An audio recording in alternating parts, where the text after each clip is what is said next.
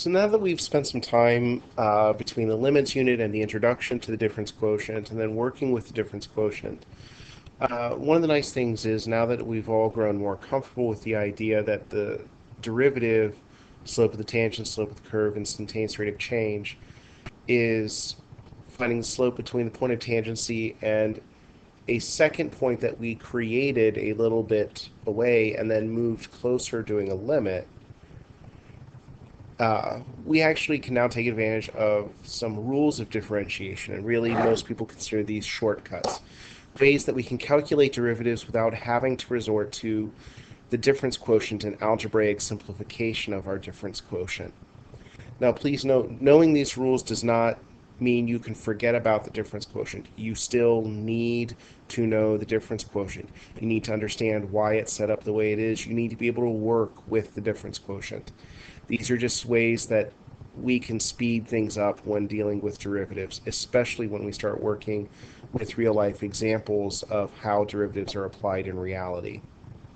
So there are going to be 6 rules that I go through pretty quickly in this video. Some of these rules are specific just to the derivatives. Some of these rules are really limit properties that we can use because a derivative is a special type of limit. Specifically, it is the limit that is the difference quotient.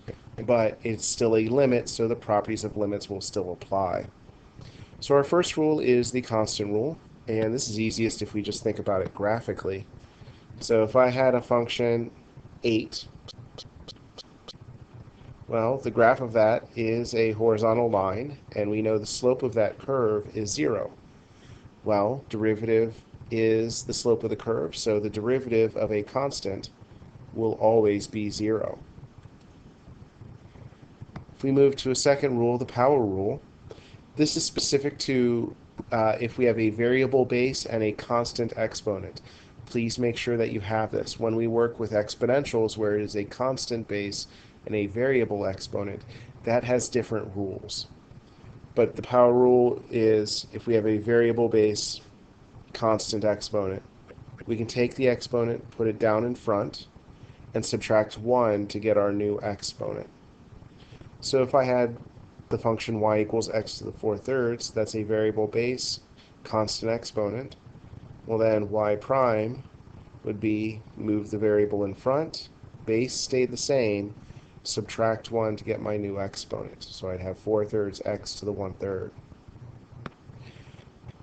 This also is how we tend to take derivatives of radicals.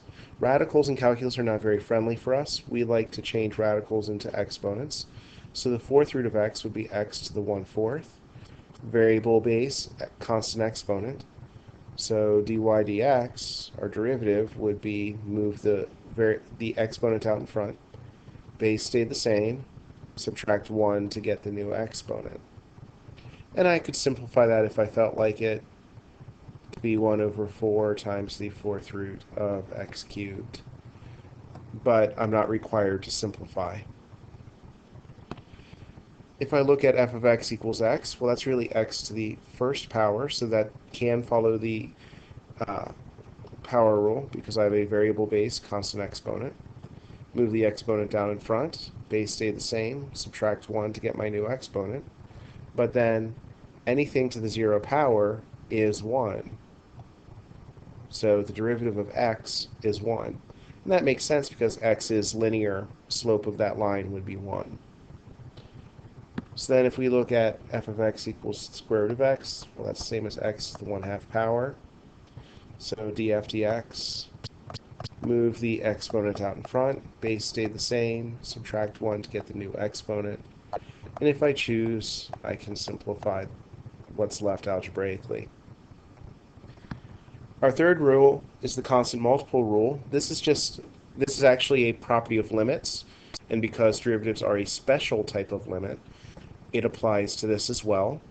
So if I have a constant times some function, I can hold on to the constant and multiply by the derivative of the function that's left. So if I look at f of x equals 5 times x cubed, well, f prime of x, 5 is a constant multiple that I hold on to, times the derivative of x cubed, which using the power rule is 3x squared. and then simplifying it would give me 15x squared. This is one we tend not to think of while we're doing it. It's a pretty automatic one. Sum and difference rule also is not specific to derivatives. This is a property of limits, in that we can do the derivative of each piece that we're adding or subtracting and add or subtract those derivatives together. So if I have this polynomial function as my example, our derivative would be the derivative of x squared, which is 2x, plus the derivative of 4x, which is 4, minus the derivative of 3, which is 0. And I don't really need to write the 0.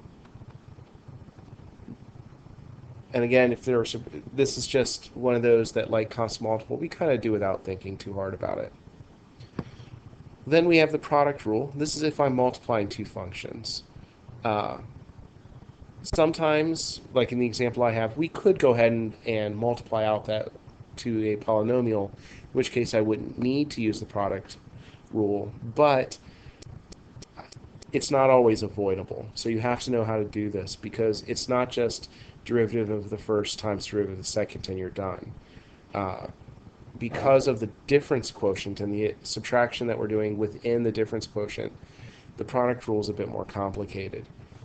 I tend to remember this in words, in that I think of it as I'm doing first times the derivative of the second plus the second times the derivative of the first. So looking at my example, x squared plus 1 would be first, x cubed plus 3 would be second. So when I start working on the derivative with respect to x, I would take first times the derivative of the second, which would be 3x squared, plus the second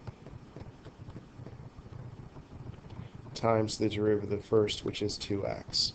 And again, I could multiply that all out if I wanted to, but I'm not required to.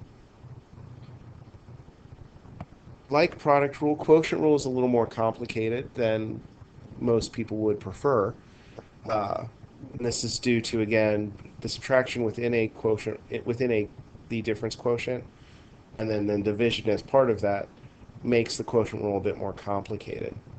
Most students, it seems recently, I think of it as top and bottom. A lot of students have been thinking low and high, and this is because if you Google quotient rule song, there is a song. It's short, it's about a minute long, that uses high and low. I personally find it a very annoying song, but it is very effective as a mnemonic, and I do recommend Googling quotient rule song. But it would be the idea of we're taking the low, the high, minus high, the low, over low, low. It's the idea of top times derivative, or bottom times derivative of top, minus top times derivative of bottom, all over the bottom squared. So if I'm looking at the example I have here, f prime of x would be the bottom times derivative of the top minus the top times the derivative of the bottom, all over the bottom squared. Most common mistakes on this one are the order is backwards from our product rule in the numerator of our derivative, and students tend to confuse what goes first here. Second common mistake, people do addition instead of subtraction. And the third common mistake, people completely forget to do over the bottom squared.